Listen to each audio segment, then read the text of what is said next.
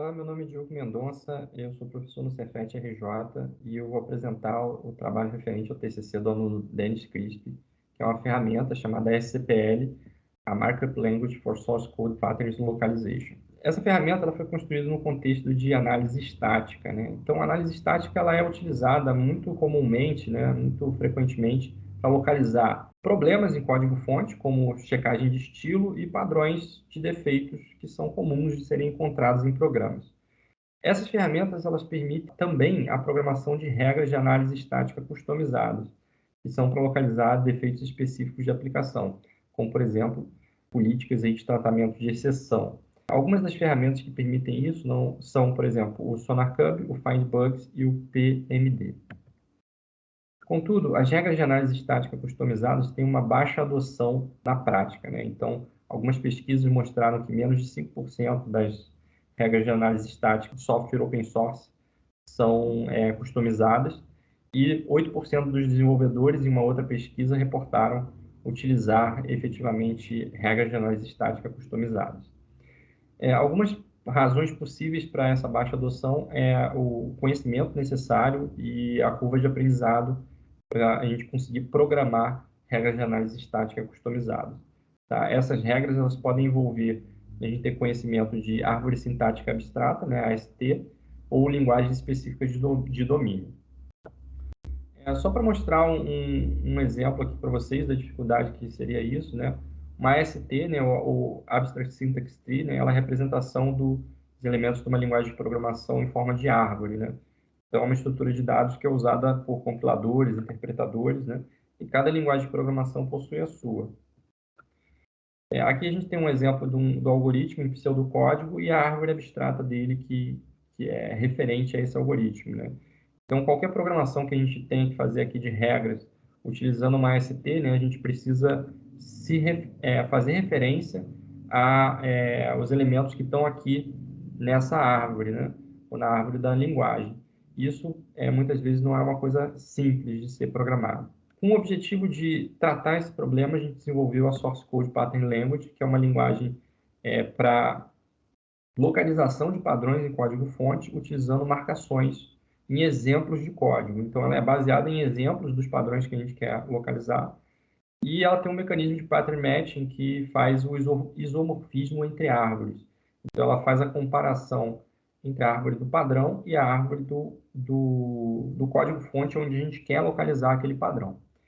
A gente desenvolveu essa linguagem para a linguagem de programação Java. Vou mostrar só alguns exemplos rápidos aqui para poder contextualizar essa ferramenta, né? Então, por exemplo, aqui a gente tem um exemplo buscando um possível null pointer exception, onde aqui está o código do padrão e aqui embaixo o código aonde a gente quer localizar esse padrão.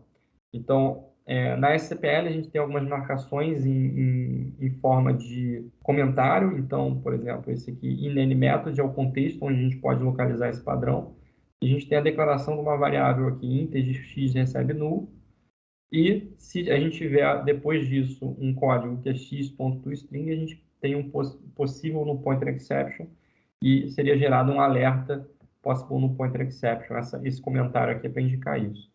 Então, nesse código aqui embaixo, a gente localizaria essa linha. É claro que assim, a gente se referenciar uma variável pelo nome dela, né, a gente tem um padrão que é muito específico. Então, a gente tem alguns wildcards que permitem abstrair os identificadores na linguagem. Então, por exemplo, o wildcard n, ele é um prefixo, que é onde você colocar na linguagem, no padrão, né, esse wildcard, você vai dizer que você pode abstrair aquele identificador e aí localizar, por exemplo, qualquer variável que receba inteira, que receba null, né? Então, nesse caso aqui, seria localizado essas três variáveis. E assim, a gente pode também ter que se referenciar a uma variável ou um identificador mais de uma vez no código-fonte. Então, por exemplo, não basta a gente ter uma variável que recebe null, né? Ela tem que ter uma chamada de método depois, para a gente ter um null pointer exception. Então, aqui a gente tem alguma variável, a gente tem um outro wildcard, que é o sum, que cria uma meta-variável que vai abstrair o identificador, mas vai guardar o valor dele para futuras comparações. Então, a gente tem aqui SomeVariable recebe null, e depois a gente tem que ter a mesma variável, SomeVariable, se temos uma chamada a qualquer método. Então, nesse caso aqui, a gente localizaria essas três linhas. Existem outras funcionalidades na linguagem, só mostrando alguns exemplos do que ela pode fazer rapidamente. Tá? Então, a gente tem operadores para dizer que determinados trechos de código, se eles não existirem, a gente pode ter um defeito. E a gente pode fazer o uso de instruções também que formam blocos, né? Então, por exemplo, se a gente tiver um float.parsefloat com qualquer parâmetro, e ele não tiver envolvido num try-catch, pode ser que a gente tenha um null pointer exception aqui também, né? Então, esse not exist indica que esse try-catch aqui, se ele não tiver presente, é um problema. Além disso, tem outras funcionalidades, como combinação de regras, para a gente poder ter uma forma de exclusão de certos elementos, né? Então, no mesmo contexto, né?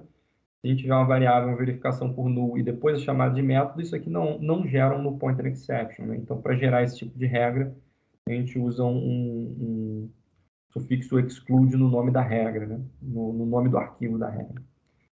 Aí outras funcionalidades também, como por exemplo a combinação de padrões. A mesma coisa, né?